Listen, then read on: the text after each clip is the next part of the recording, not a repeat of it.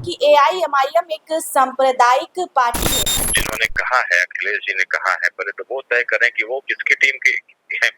वो लालू जी की B team है कि कांग्रेस की ए टीम है या खुद किसमें है, उनका तो खुद ठिकाना नहीं। आरोप की जब बात आती है तो वो सिर्फ असदुद्दीन ओवैसी पर ही क्यों लगते हैं? लोगों को डर है कि उभरती हुई पार्टी है, एक ऐसी पार्टी जो मात्र कुछ दिनों में 19 सीटों पर लड़ती है और 5 विधायक जीत गई। राणा रणजीत जी कल ढाका में प्रधानमंत्री मोदी जी आने वाले हैं, क्या कहना चाहेंगे उसको लेकर? पूरे सरकारी महकमा कल के कार्यक्रम में मुझे लगता है कि 20-25 हजार 50 हजार तो केवल सरकारी कर्मचारी है। अखिलेश प्रसाद सिंह जो है वो ऑल इंडिया मजलिस इत्तेहादुल मुस्लिमीन को सांप्रदायिक पार्टी बता रहे हैं। अब उनकी इतनी हिम्मत नहीं है।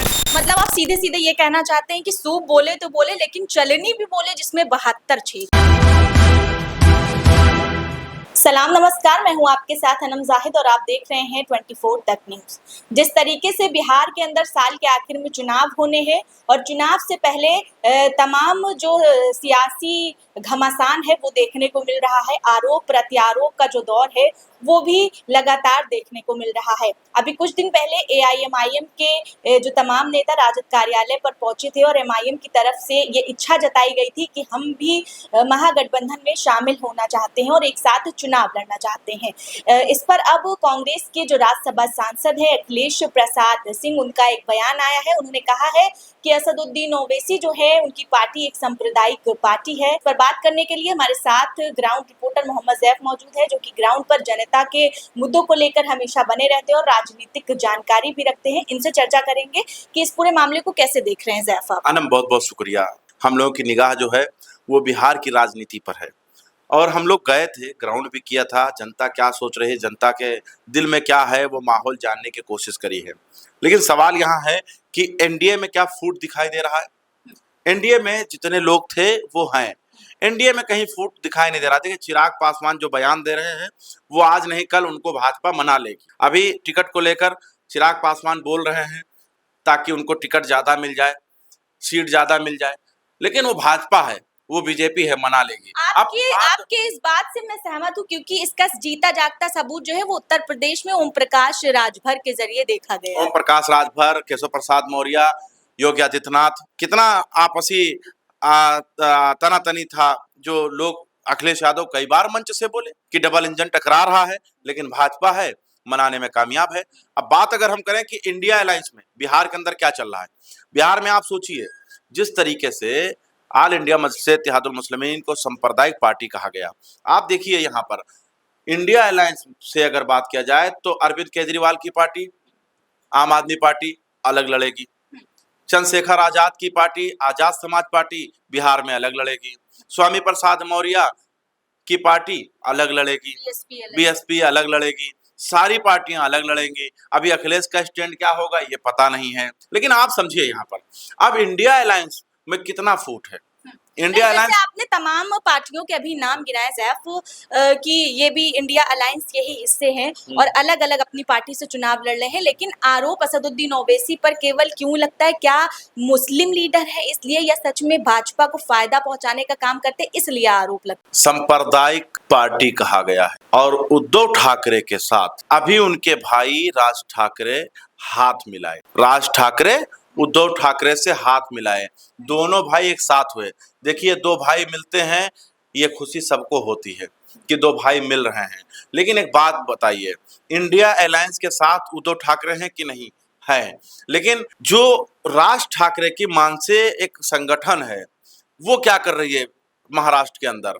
वो मराठी के नाम पर, उनके जो संगठन के लोग हैं मराठी के नाम पर बिहारियों को मार रहे हैं, मराठी के नाम पर उत्तर प्रदेशियों को मार रहे हैं, दूसरे राज्य के लोगों को मार रहे हैं और सबसे बड़ी तादाद जो है महाराष्ट्र के अंदर बिहार के लोगों की है और बिहार के लोगों को मारा जा रहा है।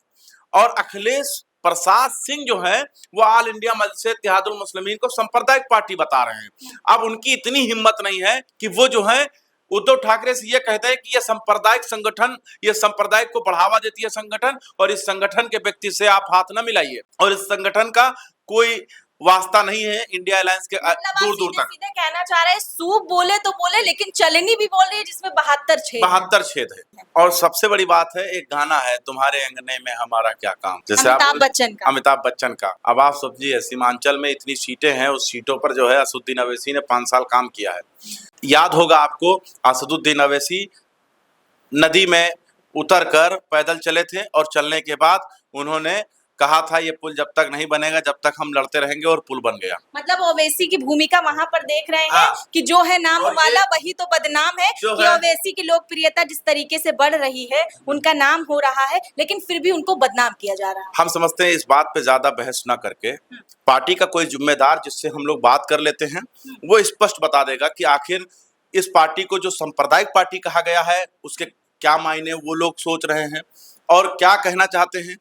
इस पर तो बिहार के जो लोग होंगे, जो पदाधिकारी होंगे, वो बता सकते हैं। हम चाहेंगे कि जो ढाका से उम्मीदवार बनाए गए हैं ऑल इंडिया, राणा रंजीत जी, उनको हम कॉल लगाकर और जरा इस मामले में बात कर लेते हैं। तो उनको जरा कॉल लगाइए और उनसे बात करते हैं और जानने की कोशिश करते हैं कि राणा रंजीत इस पूरे मामले को किस तरीके से देख रहे हैं और उनका क्या बयानबाजी इस मामले में आता है। क्या मेरी बात राणा रंजीत जी से हो रही है? जी हो रही है। मेरा नाम मोहम्मद सैफ है, मैं पटना में आया हुआ था, आपका इंटरव्यू किया था 24 तक न्यूज से। मैं ये जानना चाह रहा हूँ कि जिस तरीके से ऑल इंडिया मजलिस इत्तेहादुल मुस्लिमीन को जो है वो सांप्रदायिक पार्टी कहा गया है, तो इस पर राणा रंजीत क्या सोचते हैं और इसका क्या जवाब देना चाहेंगे? देखिए, वो जो इल्जाम लगा रहे हैं उसका जवाब तो यही मेरे नाम में ही छिपा हुआ है कि अगर एक सांप्रदायिक पार्टी होती तो मैं राणा रंजीत सिंह इस पार्टी में नहीं होता। और एक राजनीतिक घराने से मैं आता हूँ। मेरे पिताजी लंबे समय तक मंत्री रहे, सांसद रहे, विधायक रहे। बचपन से राजनीति को देखा है, समझा है। तो मैं अपना भविष्य इस तरह की पार्टी अगर ऐसी होती, तो मुझे अगर आजादी मेरे धर्म को लेकर के नहीं मिलती, ऐसी कोई बात होती, तो हम लोग अपने स्वाभिमान से कभी समझौता नहीं करते हैं। राजपूत समाज से आते हैं तो कभी हम लोग एक सेकंड इस पार्टी में नहीं रहते। लेकिन ये कहा जा रहा है एमआईएम अगर चुनाव लड़ती है तो बीजेपी को बहुत मजबूती मिलेगी। पहली बात तो ये है कि जिन्होंने कहा है, अखिलेश जी ने कहा है, पहले तो वो तय करें कि वो किसकी टीम के है। वो लालू जी की बी टीम है कि कांग्रेस की ए टीम है या खुद किसमें है, उनका तो खुद ठिकाना नहीं हो। तो कांग्रेस में रह करके और आरजेडी के लिए काम करते रहे हैं लंबे समय से, और अभी भी हम लोगों ने पत्र तो लिखा था लालू जी को, जो राष्ट्रीय अध्यक्ष है आरजेडी के, वो कौन है जवाब देने वाले? उनको तो पत्र भी नहीं दिया था, उनके नाम से भी पत्र नहीं दिया था। वो काहे के लिए बेचैन है और आरजेडी के कहने पे जवाब दे रहे हैं क्या? जो कांग्रेस का स्टैंड है, आप तो अधिकृत है नहीं उसके लिए। जिसको चिट्ठी लिखा था उनसे जवाब चाहते हैं, क्या वो किसी को अधिकृत करें तो वो जवाब दे। लेकिन बहुत भड़के हुए थे, एआईएमआईएम को लेकर बहुत भड़के हुए थे। अब तो यानी बिल्ली खंबा नोचे वाली हालत है उनकी। उनके लोगों को तो मारा जा रहा है। अभी तो कुछ दिन पहले कार्यालय में मीटिंग हुआ तो अमित कुमार टुन्ना जी, जो पूर्व विधायक है, उनके एक व्यक्ति को खदेड़ के मारने का काम किया। पार्टी में खुद पहले संभाले ना। कोई मीटिंग बिना मारपीट के कांग्रेस में संपन्न होता है क्या? सांप्रदायिक पार्टी का आरोप लगा रहे हैं। कांग्रेस के सदाकत आश्रम में कोई भी मीटिंग हो तो किसी न किसी पे थप्पड़ गाली गलौज होता ही होता है। राणा रंजीत जी, एक सवाल ये भी खड़ा हो रहा है कि चंद्रशेखर आजाद की जो पार्टी है, आजाद समाज पार्टी, वो भी बिहार के अंदर अब चुनाव लड़ेगी और स्वामी प्रसाद मौर्य भी अपनी पार्टी से चुनावी मैदान में उतर गए हैं बिहार के अंदर। लेकिन आरोप की जब बात आती है तो वो सिर्फ असदुद्दीन ओवैसी पर ही क्यों लगते हैं? लोगों को डर है कि उभरती हुई पार्टी है, एक ऐसी पार्टी जो मात्र कुछ दिनों में 19 सीटों पर लड़ती है और 5 विधायक जीत लेती है। और इस बार अगर हम 50 से 60 सीटों पर लड़ते हैं तो अगला जो बिहार में सरकार किसका बनेगा, हमारे वो 20-25 विधायक जो जीत करके आएंगे वो तय करेंगे। इसलिए बेचैनी है। ये सारे लोग जो भी आ रहे हैं वोट कटवा है, चुनाव जीतने की क्षमता नहीं है। लेकिन हमारी पार्टी पहली बार 5 विधायक जीतती है। हम वोट कटवा नहीं, हम चुनाव जीतने आए और जीतते हैं 5-5 सीट। एक सीट पे तुक्का लग सकता है, 2 सीट पे तुक्का लग सकता है। हम 5-5 सीट जीत करके आए थे। तो न लड़ करके भी आप मदद कर सकते हैं, जिस तरीके से इंडिया गठबंधन की तरफ से आपको कहा जा रहा है। तो हम एनजीओ थोड़ी ना चलाते हैं, हम कोई अवेयरनेस प्रोग्राम चला रहे हैं क्या? अरे भाई, हम उसके हिस्सेदार बनना चाहते हैं। हमारे में मजबूती से मुसलमान समाज है, दलित समाज है, हर वर्ग के लोग हैं। हम जो नियम बनता है गरीबों के लिए सदन में, हम उसका हिस्सा बनना चाहते हैं। अगर कांग्रेस पे विश्वास किया ही था ना एक मुसलमान ने और कहा था कि हम सियासत में नहीं आएंगे, हम कांग्रेस को सपोर्ट करेंगे, आज देखिए क्या हालत कर दिया है मुसलमानों को कांग्रेस ने।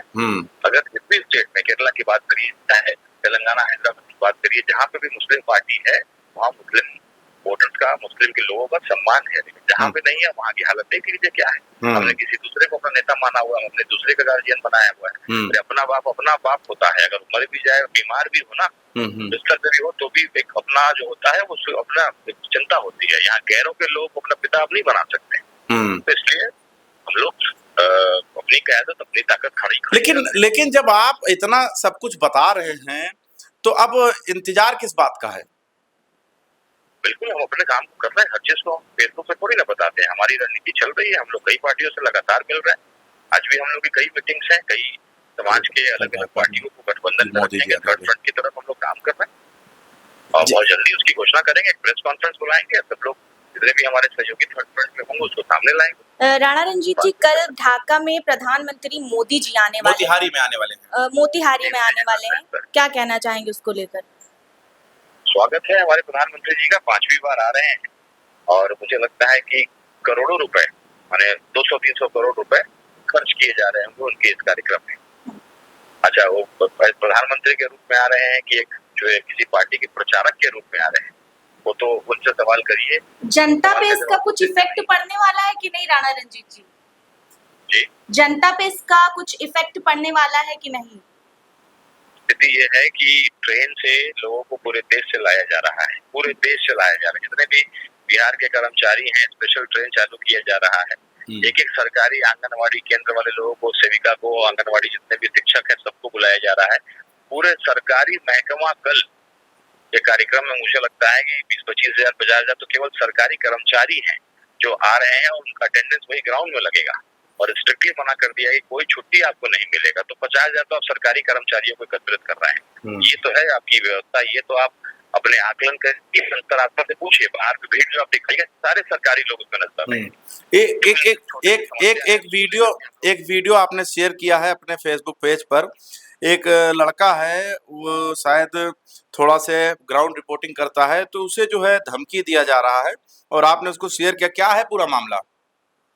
देखिए, ढाका में जो विपक्ष थे, पहले पूर्व विधायक थे फैसल रहमान साहब, बहुत बेचैनी में है, चूंकि AIMIM के आने के बाद बेचैनी तो हो जाती है लोगों में, खास करके RJD वालों में हो जाती है। तो यही बेचैनी को कम करने के लिए हम लोगों ने कहा था कि आइए एक टीम बना करके हम लोग लड़ते हैं और बड़े दुश्मन को हराते हैं। लेकिन RJD वालों ने नकार दिया और कांग्रेस वालों से कहलवा रहे हैं, क्योंकि अखिलेश जी जो B टीम के हैं, RJD के जो B टीम कहे जाते हैं, उन्होंने कहा कि भाई सांप्रदायिक पार्टी है। तो वैसे ही कुछ बेचैन लोग हैं, जो विधायक के लोग थे, वो पत्रकार को उल्टी सीधी बातें बोल रहे थे। उनके नेता ही कहते हैं कि मैं सूत्र को मूत्र समझता हूँ।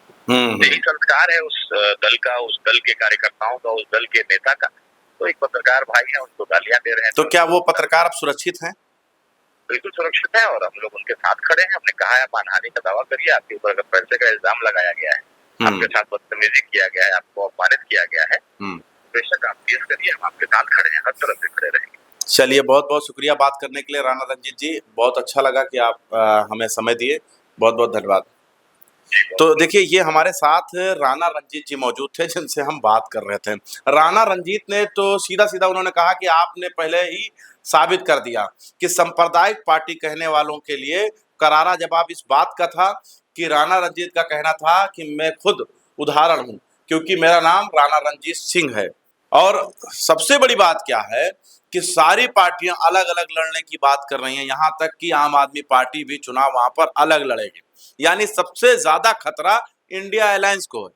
और अगर ऑल इंडिया मजलिस इत्तेहादुल मुस्लिमीन खुद चल कर जा रही है और अगर वो कह रहे हैं कि मुझे गठबंधन में ले लीजिए, तो इसमें बेजा क्या है? अच्छा, एक बात और यहाँ पर राणा रंजीत ने एक बहुत बड़ी बात कही। देखिए, यहाँ पर बहुत गौर करने की जरूरत है कि हमने JDU के नाम लिखा था पत्र, ना कि हमने अखिलेश प्रताप के नाम लिखा था। अखिलेश प्रताप जो है वो कांग्रेस के बड़े लीडर नहीं है। जवाब राहुल को देना चाहिए, जवाब मल्लिकार्जुन खड़गे को देना चाहिए, जवाब लालू प्रसाद यादव को देना चाहिए। वो इतने बड़े नेता नहीं है। यानी राणा रंजीत ने दो टूक बोलकर पूरी तरीके से बिहार की राजनीति को एक दूसरी तरफ मोड़ दिया। ठीक है, बहुत बहुत शुक्रिया बात करने के लिए। तो हमारे साथ ग्राउंड रिपोर्टर मोहम्मद जैफ मौजूद थे, जो कि ग्राउंड पर हमेशा जनता के बीच में बने रहते हैं, जनता के मुद्दों को लेकर और राजनीतिक जानकारी भी रखते हैं। इनसे हम बात कर रहे थे और साथ ही साथ AIMIM के जो उम्मीदवार ढाका से हैं बिहार के अंदर, राणा रंजीत जी, उनसे भी हमने काफी चर्चाएं की। उनका जो जवाब था अखिलेश प्रसाद सिंह को, वो आपने सुन ही लिया होगा। आपकी क्या राय है हमें कमेंट सेक्शन में जरूर बताइएगा। बने रहें और देखते रहें 24 तक न्यूज़।